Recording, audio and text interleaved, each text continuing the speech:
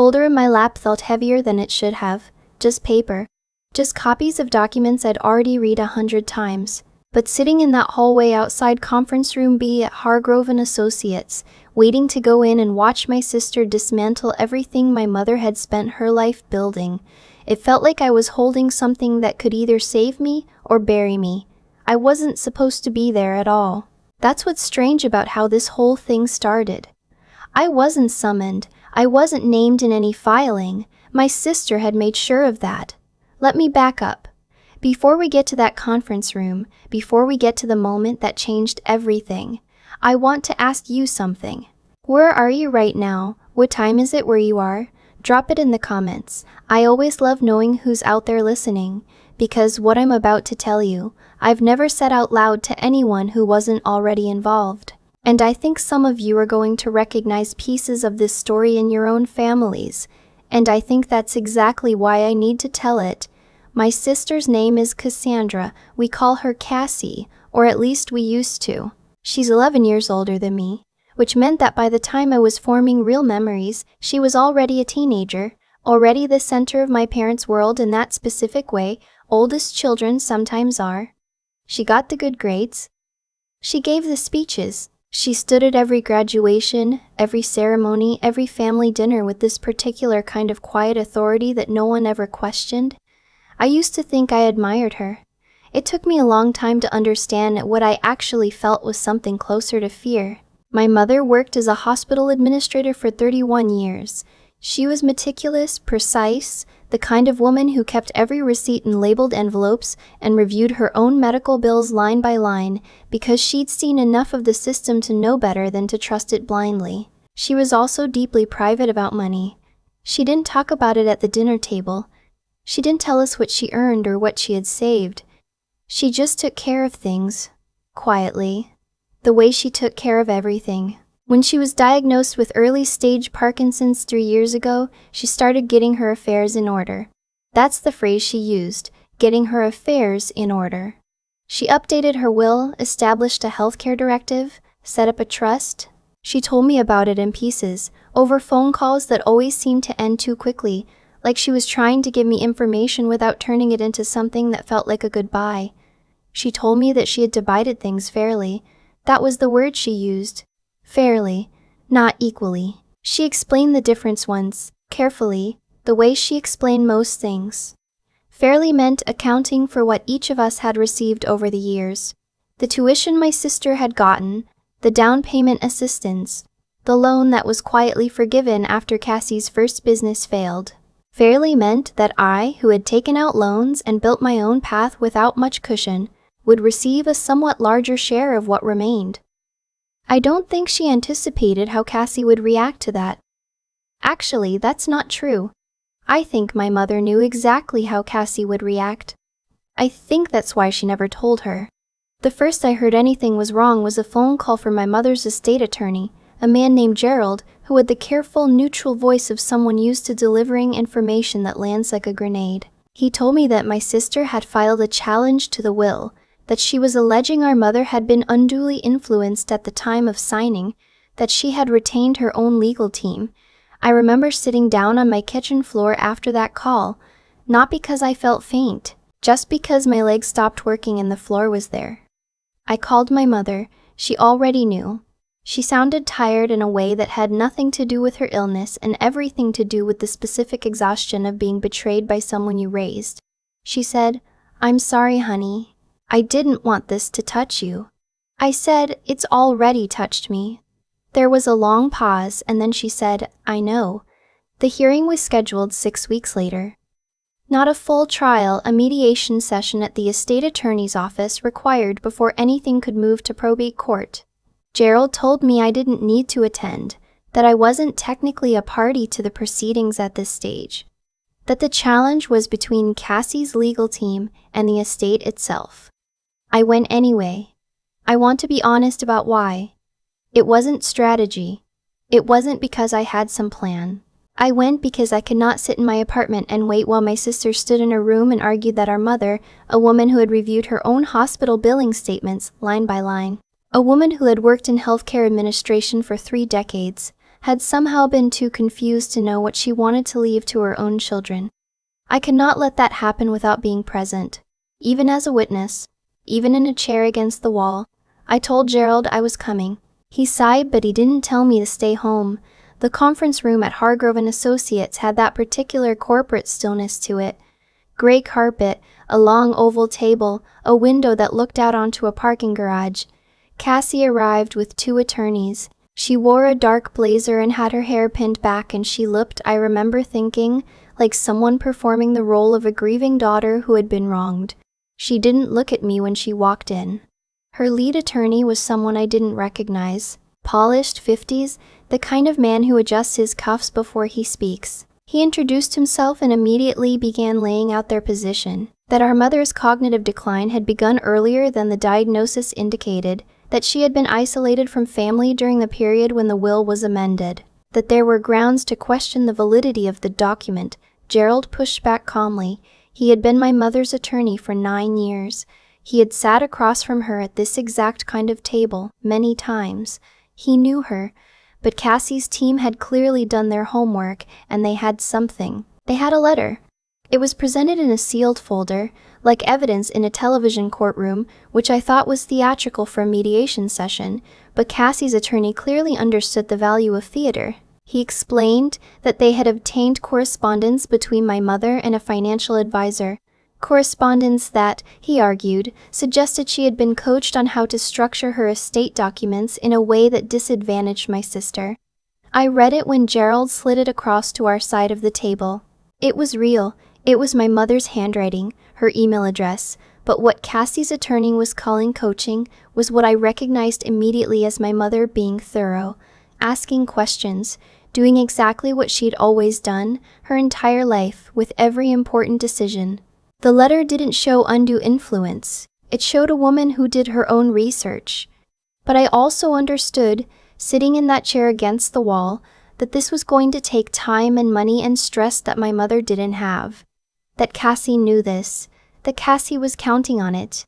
I looked at my sister across that table. She was whispering something to her attorney. She still hadn't looked at me. I had something in my folder too. I almost hadn't brought it. For 2 weeks, the folder had sat on my kitchen counter, and every morning I had picked it up, and every morning I had set it back down. Because using what was in it felt like a line I couldn't uncross. It felt like the kind of move you make when you've decided the relationship is already over, and for a long time I hadn't been able to decide that. By the morning of the mediation, I had decided. What I had was documentation, not anything dramatic. Not something I had dug up or hired anyone to find. It was something my mother had told me about, quietly, over one of those phone calls that ended too quickly. She had mentioned, almost in passing, that Cassie had borrowed money from the estate 4 years earlier. Before the Parkinson's diagnosis, before any of this, she had borrowed against what would eventually be her inheritance, in a formal agreement that my mother's previous attorney had drawn up, and she had not repaid it. My mother had forgiven the debt in the new will, accounted for it in the debt in the new will, accounted for it in the division. That was what fairly meant. But the loan documents still existed, and the loan documents showed that Cassie had been fully informed of the inheritance structure at the time of borrowing, that she had signed off on it, that she had understood 4 years ago exactly how my mother intended to divide things and had agreed in writing that it was acceptable. She wasn't challenging a will she'd never seen. She was challenging a will she had pre-approved and then simply decided, when the time came, to dispute anyway. I had passed the folder to Gerald before Cassie's attorney finished his presentation. I watched Gerald read it. I watched his expression do something very small and very controlled, the way the expressions of experienced attorneys do when they're recalibrating. He asked for a brief recess. Cassie's attorney agreed. Comfortable, unhurried. He thought he had the room. In the hallway, Gerald looked at me for a long moment. He said, "Where did you get this?" I said, "Mom told me it existed. I requested a copy from the prior estate attorney's office last week. It's a matter of record." He looked at the documents again. He said, "This changes things considerably." I said, "I know." He said, "You could have sent this to me before today." I said I needed to see if she was really going to do this. He looked at me the way people look at you when they're deciding whether you're brave or reckless. Then he nodded once and went back inside. I stayed in the hallway a little longer. I sat on a bench outside conference room B and I thought about my sister at age 16, teaching me how to ride my bike in our parents' driveway, holding the back of the seat and jogging beside me and letting go without telling me, so that I wouldn't be afraid. I had ridden the whole length of the block before I realized she wasn't there anymore. I thought about that for a long time. Then I went back inside. When Gerald presented the loan documents, Cassie's attorney asked for time to review. Gerald gave him 10 minutes. I sat in my chair against the wall, and I did not look at my sister, but I was aware of her with the kind of awareness you have of something in your peripheral vision that you're trying not to focus on. When the 10 minutes ended, Cassie's attorney leaned over and spoke to her quietly for almost 2 full minutes. I could see her face change, not dramatically, not the way it happens in movies. Just a slow, progressive stiffening like something underneath the surface was going rigid. Then he sat back and he said that his client would need time to consult further before proceeding. Gerald said that was fine. He said he would also be requesting, at this time, that the challenge be reviewed in the context of the loan agreement, which established Cassie's prior knowledge of the estate structure. The meeting ended 40 minutes earlier than scheduled. Cassie stood up first. She began gathering her things. Her attorney was speaking quietly to Gerald, doing the professional version of this, the version that sounds cordial and means nothing. And Cassie was putting her pen in her bag and collecting her folders, and I watched her do all of it without looking at me. And I thought, this is how it ends between us. Not with a fight, not with anything said, with a conference table and a parking garage visible through the window and 2 women who grew up in the same house pretending the other one isn't in the room. Then she looked up. I don't know if she meant to. I don't think she did, but for just a second, before she looked away again, she looked directly at me. And I saw it. That she knew. That she'd known for longer than today, maybe. That somewhere underneath the blazer and the attorneys and the strategy, she understood what she was doing and had chosen to do it anyway. And I saw something else too, something I hadn't expected to see, which was that she looked exhausted, not guilty. Not sorry, but tired in the same bone-deep way my mother had sounded on the phone.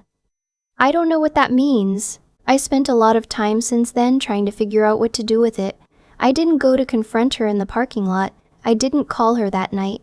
I went home and I fed my cat and I made a cup of tea and I sat at my kitchen table and I cried for about 20 minutes, not because I was sad exactly, but because the version of things where this all worked out differently was finally, officially over.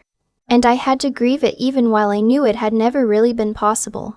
3 weeks later, Cassie's attorneys withdrew the challenge. Gerald called to tell me. He said it in the same careful, neutral voice he always used, and I thanked him, and after I hung up I sat very still for a while. My mother cried when I told her. She didn't say much. She asked if I was okay, and I said I was, and she said she was sorry, and I said she didn't need to be, and neither of us believed the other entirely. But we were both trying, which is maybe all you can ever really do. My sister and I haven't spoken since that conference room. I don't know if we will. I've written the first line of a text to her approximately 40 times over the past several months, and deleted it every time, because I don't know what comes after that first line. I don't know what I'd want her to say, or whether anything she could say would change how the room felt that day. What I do know is this. My mother is still here. She's managing.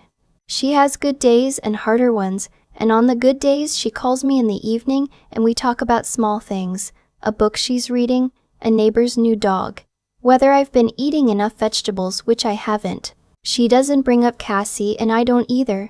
Not because we're pretending, but because we've both understood, without saying it, that some things don't need to be discussed in order to be known. She told me recently that she's glad she got her affairs in order when she did, that she's glad she was still sharp enough to do it the way she wanted to.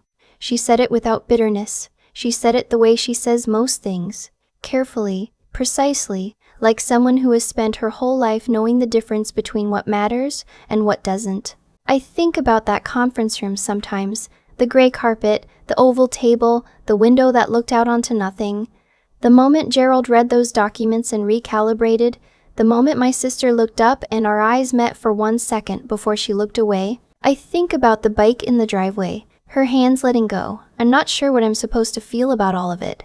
I'm not sure there's a name for the particular kind of grief that comes with losing someone who is still technically alive, who you could text right now if you were willing to start the sentence. Who you grew up with, who taught you things, who is somewhere out there tonight maybe also sitting with something she doesn't know what to do with. But I know I did what I had to do. I know my mother's wishes are going to be honored. I know that sometimes protecting something matters more than keeping the peace, even when keeping the peace is what you were raised to value above almost everything else. And I know that wherever you are right now, whatever time it is, some of you have been in rooms like that one.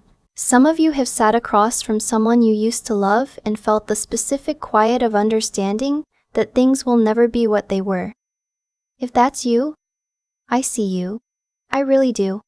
Tell me in the comments what you would have done differently. I genuinely want to know. And if this story resonated with you, if any part of it felt familiar, please share it. You never know who else out there needs to hear it today. I'll see you in the next one. I've thought a lot about cause and effect since that day in conference room B. Not in any abstract way, just in the very simple, very human way of tracing things back to their roots. Cassie didn't wake up one morning and decide to become someone who forges a narrative to steal from her own family. That didn't happen overnight. It was built solely over years of being told she was the special one, the capable one, the one who deserved the most. And when reality finally caught up to that story, when my mother quietly, carefully, fairly accounted for what had actually happened between them financially, Cassie couldn't accept it. Because accepting it would have meant revising something she'd believed about herself for decades. That's not a justification. It's just what I've come to understand. People don't usually do cruel things because they're evil. They do them because they've told themselves a story for so long that the truth starts to feel like an attack. What I had to learn, and I didn't learn it until I was sitting on that bench in the hallway holding a folder I almost didn't bring, is that protecting something good sometimes asks more of you than you think you have. I am not a confrontational person. I spent most of my life being the one who smoothed things over, who kept the peace, who told myself that staying quiet was the same as being kind. It isn't. There's a difference between kindness and avoidance, and for a long time I confused them. My mother spent 31 years being precise and careful about every decision she made. She reviewed her own hospital bills. She asked questions. She did her own research. She built something real out of discipline and integrity, quietly, without making it a performance. And when she tried to honor all of it, to divide what she'd built in a way that reflected the actual truth of her relationships with both her daughters, Cassie tried to undo it. Tried to use my mother's illness as a weapon against her own competence. I think about that a lot, about what it means to actually respect someone. My mother didn't need to be protected from hard conversations. She needed to be trusted. Trusted that she knew what she was doing, that her choices were her own, that a lifetime of careful thinking didn't dissolve because her hands had started to shake. Respecting her meant showing up. Even when Gerald told me I didn't have to. Even when it would have been easier to wait at home and let the attorneys handle it. What I want to say to anyone who's in the middle of something like this, anyone sitting with a folder they're afraid to open, a truth they're afraid to bring into the room, is that the hardest part isn't the confrontation itself. It's the moment before it, when you're still deciding whether you're the kind of person who acts. You are. You just have to choose it. The documents I brought didn't win anything dramatic. There was no gavel, no verdict, no moment where everyone in the room applauded. My sister just went quiet, and then she left. And 3 weeks later, her attorneys withdrew. That was it. That was what justice looked like in that particular situation. Not loud, not cinematic. Just a quiet withdrawal from something that should never have been attempted. I don't know what Cassie does with it. I hope somewhere she's asking herself the harder questions. But I can't carry that for her. What I can do is keep showing up for my mother, keep answering the phone in the evenings, keep listening about the neighbor's new dog and the book she's reading, and whether I've been eating enough vegetables. That's what I have. And honestly, it's enough.